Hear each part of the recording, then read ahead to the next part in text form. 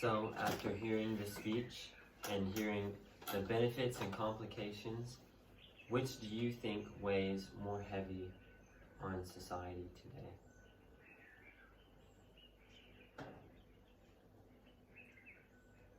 I think there's definitely proven benefits, but when you look at society, I think what we mostly hear, especially in TV and media, are, the problems. And so would using it more frequently and more often, would it make it more readily available for youth to get a hold of? And we already know what, like things like how drugs affect crime rate, and so I definitely think it's something to consider.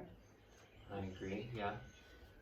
And what about how it helps people, how it can help diminish cancer and slow tumor growth? What about, should that be allowed to continue?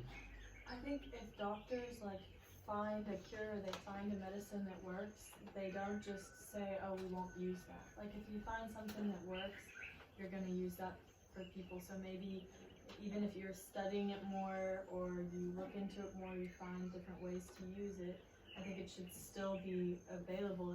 If it has benefits, why would you not use those benefits?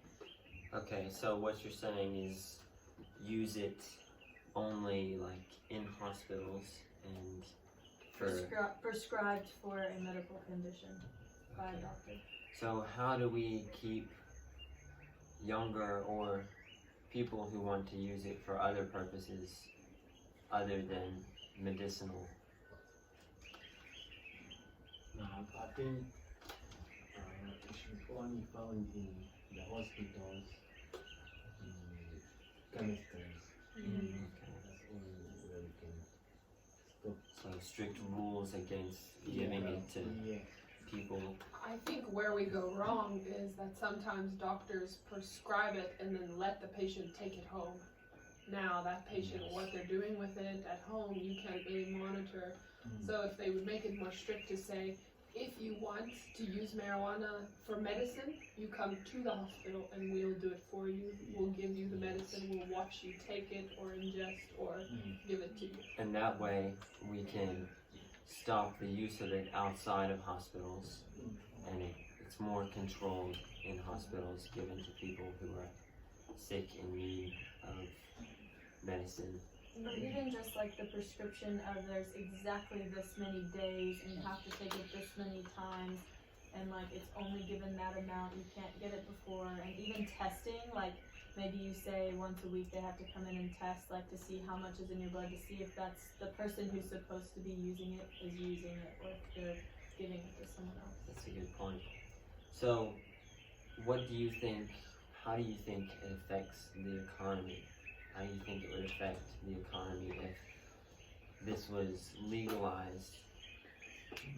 Well, I think it could have a huge positive effect on the economy in some ways. You think of right now, revenues from medicinal marijuana are not always reaching the communities and stuff where it's being sold, but I think that's the short-term view of it. If you look at it from a long-term view, is it really going to help your society economically? If you have more people abusing marijuana and more people using that, is that really going to have a positive effect on your workforce and on the economy as a whole of your community? So what I'm hearing everyone saying is that it's good when it's used medically, but when it's used outside of medical uses, it becomes a problem on the economy and society, especially in younger people. So you're saying that we need to have strict rules on it about supplying it, and only supplying it in hospitals and to people who need it, who have a medical condition.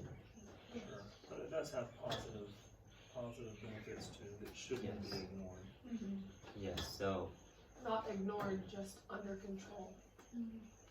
So have strict rules on the positive benefits and try and wipe out the negative effects.